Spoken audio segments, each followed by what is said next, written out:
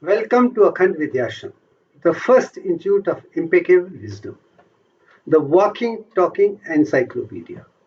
Dhyana, the contemplative meditation. My mission, the impeccable wisdom, knowing which everything is fully known. My greatest discovery, Divyank, the divine design of nature, with which the perfect objects are designed and created.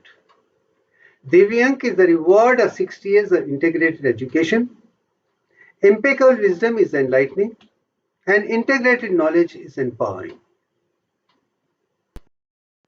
Now let's understand dhyana the way it is spoken about in Patanjali Yogasutra. And meaning of this particular line is, after that, the uninterrupted flow of the contents of the mind toward the subject and object of concentration is called dhyana. So concentration, uninterrupted flow is called dhyana. Dhyana means the concentration, contemplation and meditation, all the three. The prime objective of dhyana is to contemplate on every aspect of the subject and object of focus, concentration and meditation, all simultaneously. Dhyana is the foundation pillar of Akhand Yoga, the yoga of knowledge. With dhyan, we can recognize, conceive and reveal the hidden secrets of the universe, divine nature and the perfect human anatomy, physiology, biochemistry, psychology, in entire universe. Brahmand, greater Brahmand and Pedant can be understood with the help of dhyana. So coming to dhyan stage, the prime objective is to understand A to Z of every aspect of Vedas, Upanishads to other scriptures, to maths, physics, chemistry, biology and medical sciences and all the subjects is the objective of dhyana, the seventh state of Patanjali Yogasutra. From that angle, now let's try to understand the entire subject of Patanjali Yogasutra right up to dhyana, how it has come to this particular stage, step by step. Yama, the first great virtues of life. As I've told you in the last quite a few, it starts with Satya, the eternal bliss, eternal state of blissfulness 24/7. If your life is based on truths 100% and nothing other than that, with all the scientific approach toward in a very scientific way, you will be fully protected by Satya alone. Satya mev jayate. If you are truthful, you will always win. Om Tat Sat. Om is that truth. Aham Brahmasmi. Everything is perfect as God, and that is all in Satya. The second thing which is very important is non-violence, which has to be understood from A to Z. We, the human beings, are totally non-violent. We are not expected to use any violence against anything. And that's the law, Ahamsa Param Dharma. Asatya, non-stealing, non-covetousness, no plagiarism, not taking credit for something which we have not done. Like every student, whatever you studied from school, college to the university, accept that and leave it at that.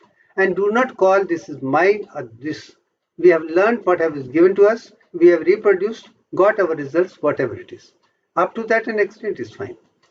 Fourth important part is the brahmachari, when we really come to understand how we have to understand our sexual life, our complete play of hormones which are related with ojas and tejas, from testosterone in male to estrogen in females. Once we are able to convert that testosterone into estrogen, ojas is converted in tejas, and this is absolutely essential to be perfectly physically healthy, emotionally stable, mentally powerful, and to be tuned with universal consciousness. And it also is essential to make sure that our role of Pitra Rin is done very well. Apigraha, not acquiring more than what is required, is also a point of one of the five which have to be understood complete. From that angle, Yamas, there is no compromise whatsoever. Then we go to the next stage of Niyamas, the great disciplines, We start with such the purity outside and purity inside. Contentment, comforts inside and comfort outside. Tapas, austerity, heat, protection. To you, energy level is higher so that you can be in tune with universal consciousness automatically. Swadhyay, the self-study to make sure that we can rise higher and higher in the process. Ishwar Pranidhana, the God surrender, is equally important so that we can rise to the God higher consciousness, understand what it is, and then reflect that within ourselves. For me, Surya is my Ishtadeta, Pranidhana, and I have learned A to Z from Surya alone. As far as I am concerned, including my Atma has come from that. From that, Yam and Niyams have played very important role to make me emotionally stable person within myself and within the world, with the entire universe by and large. Now coming to the third part, Yogasanas. I have been saying again and again, there are 108 different sutras which can be learnt and experimented. Wonderful. If you can do all the 108, nothing like it. If you can't, go for regular exercise, maybe morning 1 hour, evening 1 hour, and make sure that almost all the exercises are done systematically one by one. And you can experiment Surya Namaskar the way it is shown in 12 stages. I can assure you, you can be perfectly healthy, wealthy, wise, and happy. And that is what Surya Namaskar and Mantra Shastra all are together going in that direction. So that will make sure that you are physically perfectly healthy person by following these yogas very clearly. Is pranayama. As physical health is important, emotions are important, glucose is important, water is important, electrolytes are important, all the vitamins are required. Similarly, to make the sun rise very well and become perfect with whole thing, we need adequate amount of oxygen, for which hemoglobin has been produced in the body, and hemoglobins can take oxygen and absorb and assimilate to all the 100 trillion cells, and with the help of oxygen plus glucose we can form carbon dioxide plus water, and this cycle of birth and rebirth and other things should go on so that we can be perfectly healthy, wealthy, wise and happy in totality. So role of pranayama after yogasanas, emotional, is very, very important. Next stage is pratyahara, to withdraw the senses from the external world, bring it to the heart level. And it is said that soul is residing in the heart. It is 1.5 inches angutha size, which many of the Upanishads talk about it. I would go by that, and all said and done, they're talking about Hridaya, the heart, and bringing back consciousness to Hridaya, the Vishnu Puran, or Vishnu consciousness, the 10 stages of Vishnu incarnation, understanding that and then moving on to higher levels of consciousness is a part of Pratyahara. But what is more important is, real meaning of Pratyahara, to withdraw from all the external senses completely and take it inside, and from inside you look at the entire world without being affected by it.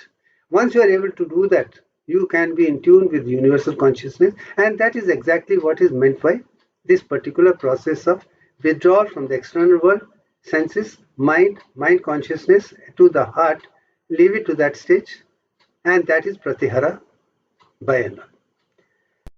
Next stage is Dharana, shielding the inner mind which has been withdrawn after extracting all the mind from the external world to the inside. You create a shield around it.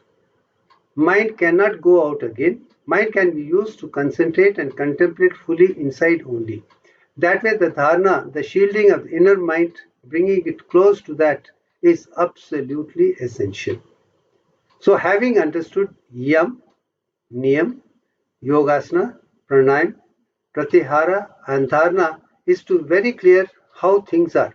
Right up to this I have already explained in my earlier.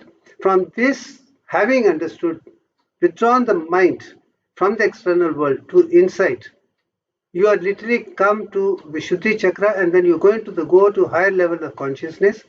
Where does next stage of Dhyana take you? Let's understand that completely.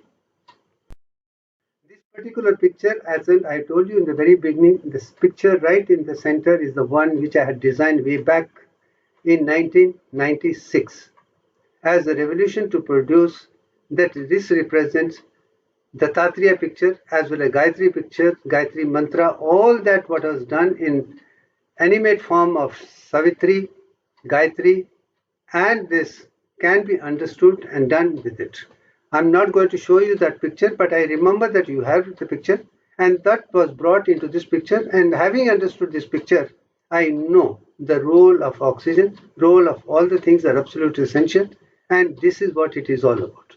From that angle, I did call it Vigyan Mein, Kosh or Vigyan Chakra, associated with hypothalamus, and that is where the whole mind should come as far as dhyana is concerned. So mind remains within the mind. Mind can be used to concentrate and contemplate fully on side only. Reward is the impeccable wisdom. Now, having understood that yam and niyams are absolutely essential to be followed 100% to make sure that we are emotionally perfectly healthy person, perfect human being from A to Z, no compromise whatsoever.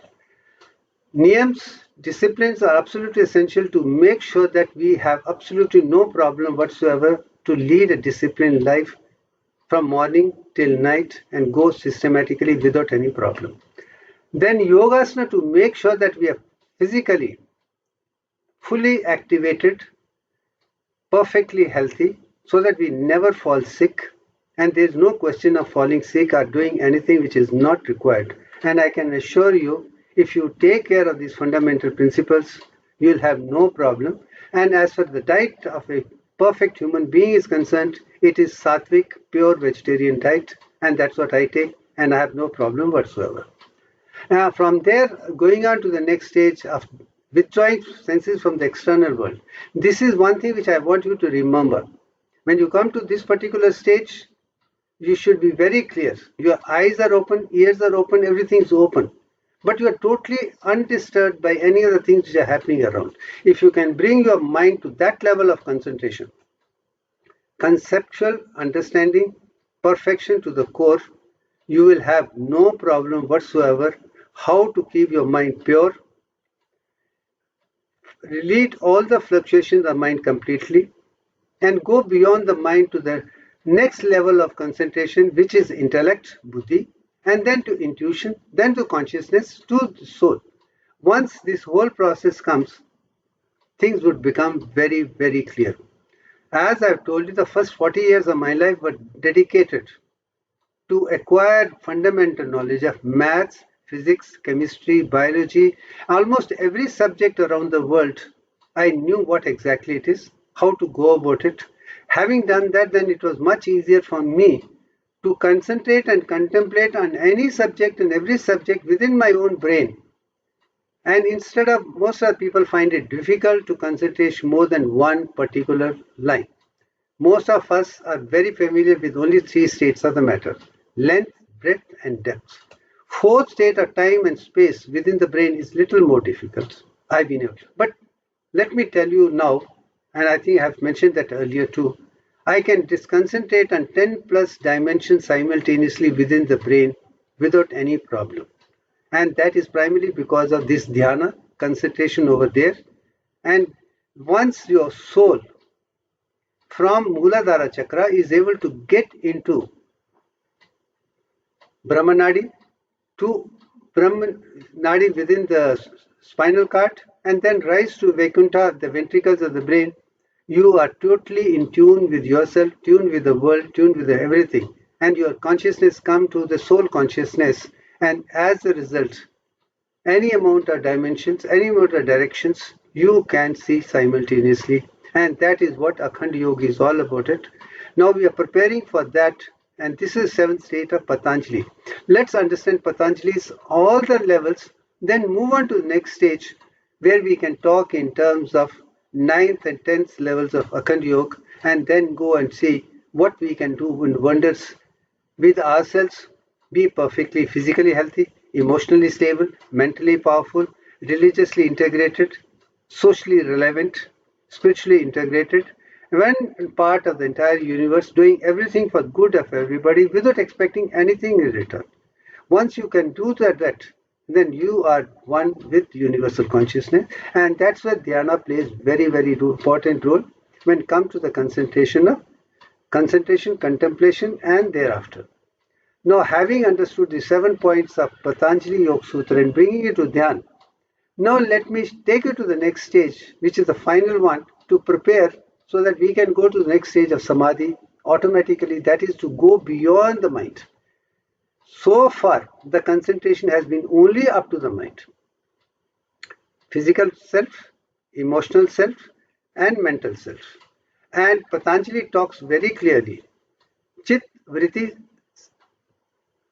yogas samriti means stop the fluctuation of the mind. You are in a state of yoga. Patanjali does not talk of anything other than mind alone. And all the problems of the body are only because of fluctuations of mind and it's wobbling around.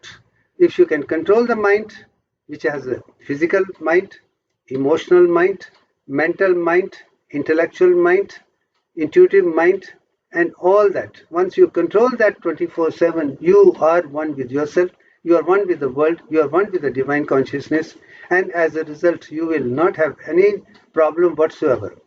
You will be able to have your breakfast in time, lunch in time, dinner in time, do everything the way you want. You can go to sleep at will, get up at will, do A to Z thing as perfectly as you like. And this is what Dhyan is all about. From Dhyan, we have only learned one thing, how to understand the mind completely, stop the fluctuation mind, stop all the fluctuating, bring it to a state called Samadhi, which is even state of mind that is going beyond the mind to the higher level of consciousness, which is soul consciousness. And that's where things start. So from that angle, I think this picture makes a lot of sense how we can learn to control our physical health, emotional health, mental health, intellectual health, intuitive health, and learn to control that and then go to the higher level called Samadhi. Last picture, once again, I would like to spend little time over here again.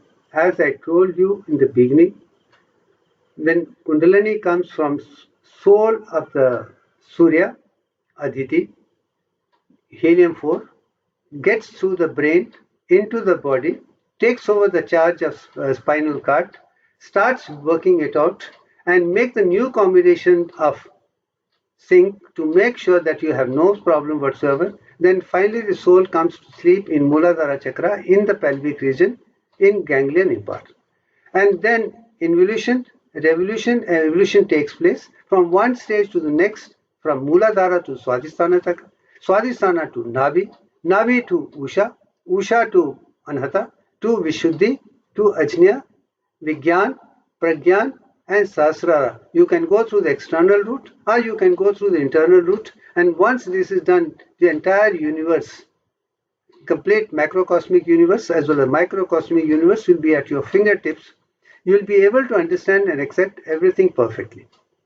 At this juncture, let me also bring it to your notice that Akash Kosh, which is in ionosphere layer of the atmosphere of the earth, which contained all the objects of what has happened in past, present, and going to happen in future is recorded there. You can get logged on to that only provided you can bring your Kundalini into Brahmanadi, into the ventricles. From inside you can integrate the entire thing and produce 8 Hz frequency with eyes open throughout the brain. You can be in tune with that. And if you can do that, you can be in tune with all the consciousness of the universe. And that's how I have managed to get, recognize, conceive, and reveal Divyang for the first time in 2015. And that I'm sure we are going to make complete spiritual science as simple as ABC of simple mathematics, bringing back to the divine mathematics of the nature, which is beyond doubt. From that angle, I think this particular thing is coming very clear. If we can do it, we can be in tune with ourselves, tuned with the cosmos around, tuned with solar system, tuned with greater Kailash, maybe beyond that. And from that angle, let's say we can be peace with ourselves, we can create the peace in the world, and let the world be a perfectly peaceful, happy state for everybody to be thereof. So I think from that angle, I think it's more than enough for the time being. Maybe next stage we will discuss little more about samadhi state, and then go on further to add how we could rise and rise and rise and reach the enlightenment and freedom and liberation one by one, totally 24 within